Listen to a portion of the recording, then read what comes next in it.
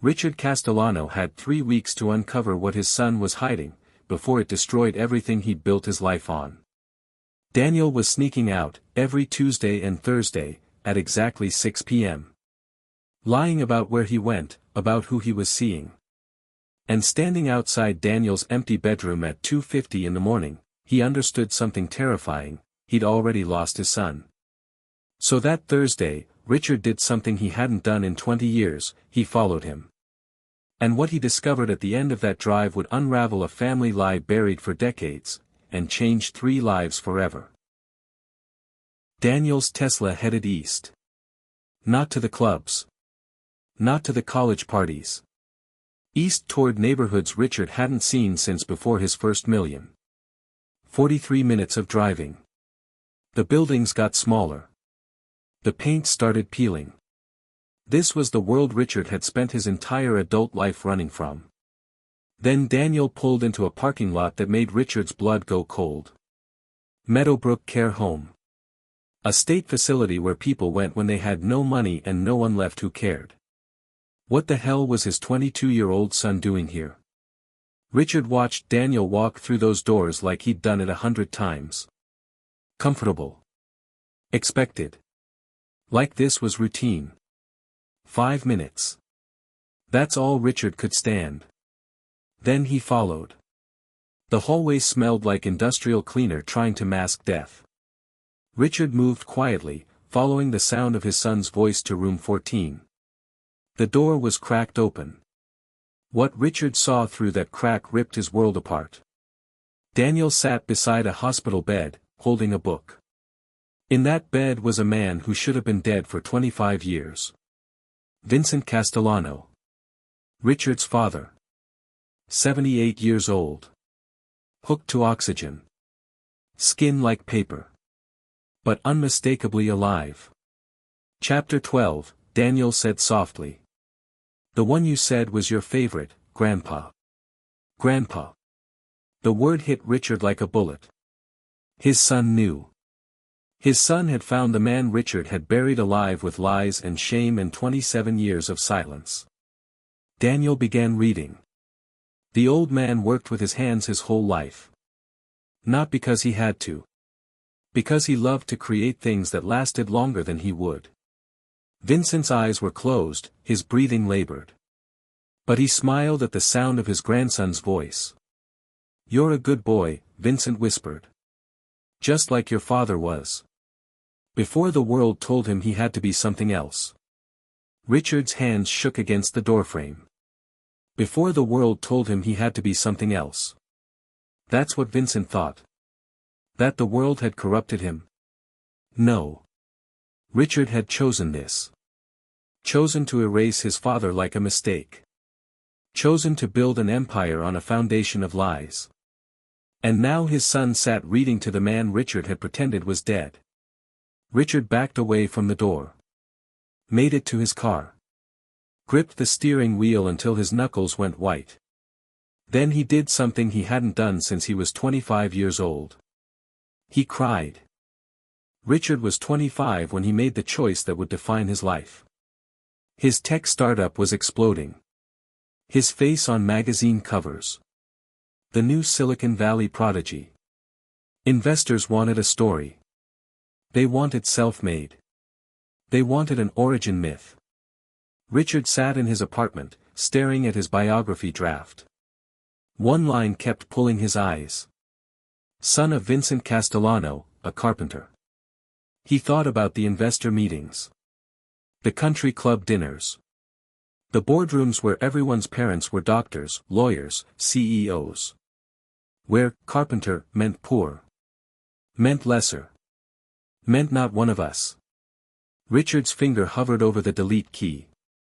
His father's face flashed through his mind. Teaching him to build a wooden boat when he was 7. Sawdust in his hair. Calloused hands. Pride in his eyes. Richard pressed delete. Typed, orphaned young, Richard built his empire from nothing. The lie was born. And Richard told himself it was necessary. That his father would understand. That this was just business. He was wrong about all of it. Vincent found out when he read Richard's first major magazine profile. Built his empire alone, with no family to lean on. He didn't call. Didn't confront. Just showed up at Richard's charity gala. 3 hours of driving. Still in his work clothes. Sawdust on his shoulders. He wanted to say he was proud anyway.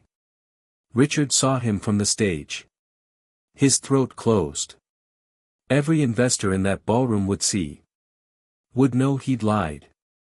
When Richard walked off stage, Vincent's face lit up. Richie.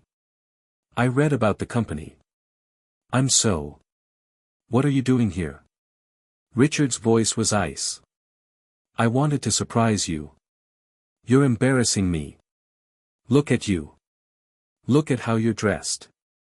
Vincent's face went pale. I came from work. I didn't think. You never think. Richard was spiraling now, panic masking as cruelty. I built this. Me. Alone. And you want to show up and take credit? Want people to see my poor carpenter father and think that's where I came from? That is where you came from, son. Don't call me that. Not here. Not ever again. The ballroom had gone silent. Vincent's voice broke. Richie, please. I'm proud of you. I don't need you to be proud. I don't need you at all. You gave me nothing. I made myself from nothing. I gave you everything I had. My time. My love. You taught me what poverty looks like. Richard leaned in close. Leave. Now. And don't ever come back. You're not part of this life.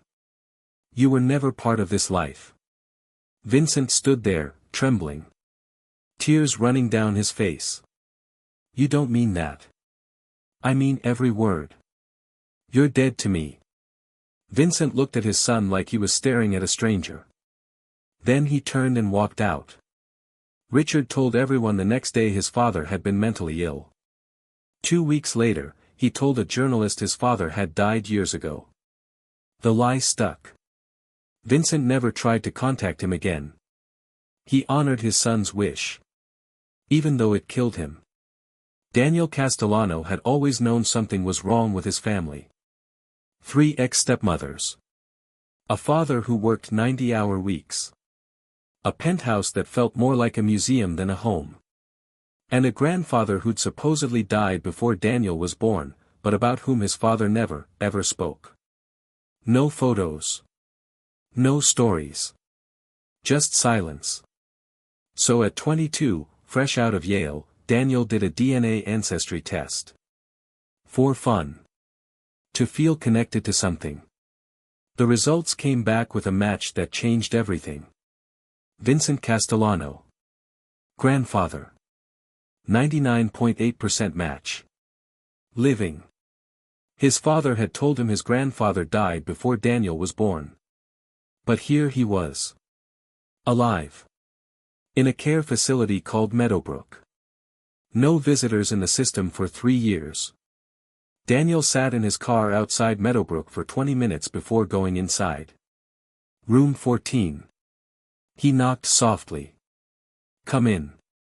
Daniel opened the door and saw his grandfather for the first time. Frail. Old. Hooked to oxygen. But with eyes that were sharp and kind and impossibly sad. Vincent looked up. His face went white. Richard, he whispered. No, sir. I'm Daniel. Daniel Castellano. I think I'm your grandson. Vincent's eyes filled with tears. You look just like him. Just like my son when he was your age. My father told me you died before I was born. Vincent was quiet for a long time. To him, I probably did. Daniel visited every Tuesday and Thursday for 6 months. And one evening, Vincent told him everything. Your father didn't want a carpenter for a father, Vincent said, his voice steady despite the pain. He wanted to be self-made. And I understood. He worked so hard. He was brilliant. He deserved everything he achieved. But he lied about you. He told the world you were dead. Yes. Doesn't that make you angry? Vincent smiled sadly. I was angry. For a long time. But at some point, I realized something. Your father didn't erase me because he hated me. He erased me because he was ashamed. Of where he came from. Of being poor. Of having a father who worked with his hands. That's not a reason. It's human, Vincent said quietly. It's wrong. But it's human. And I couldn't hate him for being human. Daniel's throat was tight. Did you ever try to contact him after that night? No. Why not? Because he asked me not to. And when your child tells you they don't want you in their life, you don't get to decide they're wrong. You love them enough to let them go. Even when it destroys you. Daniel looked around the small room. The emptiness. You've been alone all this time. Vincent's smile was heartbreaking. Not alone. I had memories. And I had hoped that maybe one day he'd come back. He didn't. But you did. And that's enough. On Daniel's 10th visit, Vincent asked him to open the closet. Bottom shelf. The blue box. Inside were hundreds of newspaper clippings. Magazine articles. Every story about Richard Castellano's rise to power. 27 years of documentation. You kept all of this? Daniel whispered. Every article. Every award. Vincent's voice broke. I couldn't be there. But I could watch. I could be proud from a distance. In the margins, Vincent had written notes. So proud of my son. He did it. I love you, Richie. 27 years of love documented beside articles about a son who'd erased him. Daniel couldn't breathe. He doesn't deserve this. That's not how being a father works, Vincent said quietly. You don't stop loving your children because they stop loving you. You just keep loving them. And you hope that someday, they'll understand. 3 weeks before everything ended, Vincent's doctor pulled Daniel aside. The cancer has progressed faster than anticipated. Stage 4 pancreatic. It's in his liver now. His lungs. We're talking weeks, maybe days. He's dying. I'm sorry. It's time to say goodbye. Daniel had been working up the courage to tell his father. To force a conversation. Now there was no time left. After a while, Richard couldn't stay in the car anymore. He went inside. He stood in the doorway of room 14, watching his son read to his father. Vincent's breathing was worse now. Labored. Rattling. Grandpa, Daniel was saying, I would have asked Dad to come with me someday, but I don't know how to tell him you're. Daniel looked up and saw his father standing there. The book fell from his hands. Vincent's eyes opened. Saw Richard. Something like hope flickered across his face, then died just as quickly. Dad, Daniel stood, backing away. I can explain. Richard ignored him. Stared at his father. 27 years collapsed into this moment. How long? Richard looked at Daniel. How long have you known? 6 months. 6 months. Richard's voice was shaking. You didn't think to tell me my father was alive. You told me he was dead. Daniel shouted. You lied to me my entire life. To protect you. From what? From knowing I had a grandfather. Richard looked at Vincent. Why? Why did you let him find you? I didn't let him find me, Vincent said softly. DNA tests don't ask permission. You should have sent him away. How could I? He looks just like you did. How could I turn away my grandson when I never stopped loving my son? Richard's voice cracked. The son you let go. I respected your choice, Richard. Vincent's eyes were streaming now. You told me to leave. You told me you didn't need a carpenter in your life. What was I supposed to do? Force myself on you? Embarrass you more? Yes. Richard was shouting. You should have. You were my son. And when your child tells you they don't want you, you don't get to decide they're wrong. You love them enough to let them go. Even when it destroys you. The room went silent except for the oxygen machine. Richard's voice dropped to a whisper. I told everyone you were dead. I know. I built everything on the lie that I came from nothing. I know. And you just, let me. Vincent smiled through his tears. What else could I do? You chose your path. I could only hope that someday, you'd find your way back. Show him, Daniel said quietly. Vincent gestured weakly toward the closet. Daniel retrieved the blue box. Set it on the bed. Richard opened it. 27 years of his life stared back at him. Every article. Every achievement. Every moment of success he'd thought he'd built alone. His hands shook as he read his father's notes in the margins. So proud. He did it. I love you. My son. Over and over.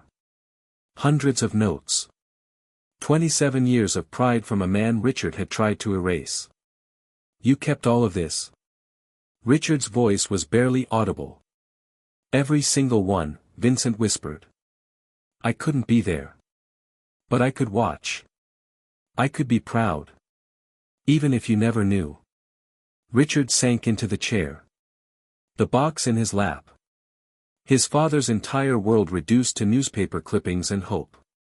Why? The word ripped out of him. After what I said. After I told you I didn't need you, his voice broke. Why? Because you don't stop being a father just because your son stops being a son. Richard looked up. His father's eyes were clear now. Present. I knew you'd come back, Vincent said. Maybe not to me. But to yourself. To who you really are underneath all that money and success. I knew because I raised you. I'm not that boy anymore. No. You're better. You're stronger. You built something incredible. Vincent reached for Richard's hand. But you built it on a lie. And lies make terrible foundations.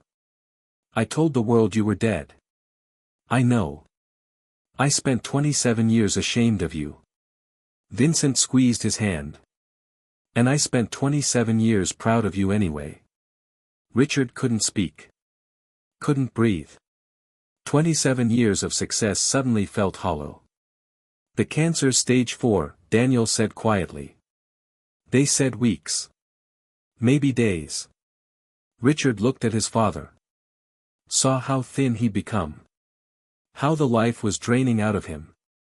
I'm sorry. The words felt inadequate. Dad, I'm so sorry. I know. I was wrong. I was cruel. Human, Vincent finished. You were human. And scared.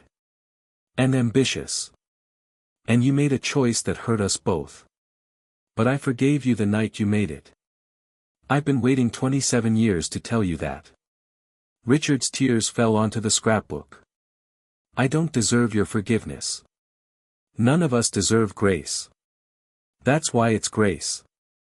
The next morning, Richard called his attorney. I want to move Vincent Castellano to Berkshire Manor. The best hospice care facility in the state. Private room. Round-the-clock nursing. Everything. That's $25,000 a month, Mr. Castellano. I don't care. Do it immediately. But when Richard told Daniel, his son's face hardened. No. Richard blinked. What? You can't fix 27 years with money, Dad. Daniel's voice was steady. Cold. If you want to help him, you show up. That's what family does. That's what Grandpa taught me. I'm trying to give him the best care. He doesn't need the best care. He needs his son. He's been sitting in that room for 3 years with no one. And now that he's dying, you want to throw money at it and call yourself redeemed. Richard flinched like he'd been slapped. If you want to be here, Daniel continued, then be here. Come with me every Tuesday and Thursday. Sit with him. Read to him. Hold his hand when he's confused. That's what matters. Not a fancy room without presents. Richard stared at his son. This young man who understood something Richard had spent his whole life missing. You're right. Richard's voice was barely a whisper. You're absolutely right. So you'll come? Every Tuesday and Thursday. I promise. Daniel studied his father. Saw something new in his eyes, humility. Then let's go see Grandpa. Richard came every Tuesday and Thursday for the next 2 weeks. Sat beside his father's bed. Read when Vincent was awake. Held his hand when he wasn't. Daniel watched his father transform. Saw him arrive in his suit the first day, then in jeans the second. On day 9, Vincent looked at both of them and smiled. You raised him right, he said to Richard. You raised me right, Richard corrected. I just forgot.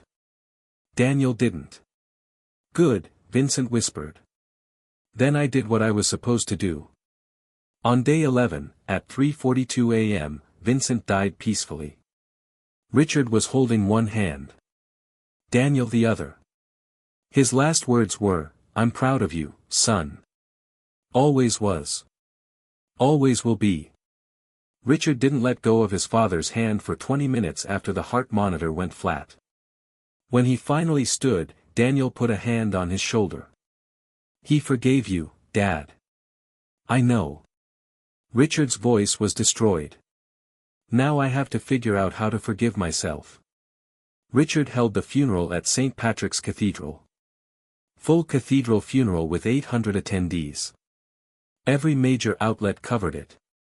He stood at the podium, looking out at investors, colleagues, journalists. My name is Richard Castellano. I'm 52 years old. And everything you know about me is a lie. The cathedral went silent. I told the world I was an orphan. That I built my empire from nothing. None of that is true. My father was Vincent Castellano. A carpenter. A man who never made more than $45,000 a year. And I erased him from my history because I was ashamed. People shifted in their seats. Cameras flashed. 27 years ago, my father came to surprise me at a gala. To tell me he was proud. And I told him to leave. Told him he was embarrassing me. Told him he was dead to me. Richard's voice broke. But my father wasn't dead. He was alive. Living alone in a care facility. Dying of cancer. Keeping a scrapbook of every article written about me.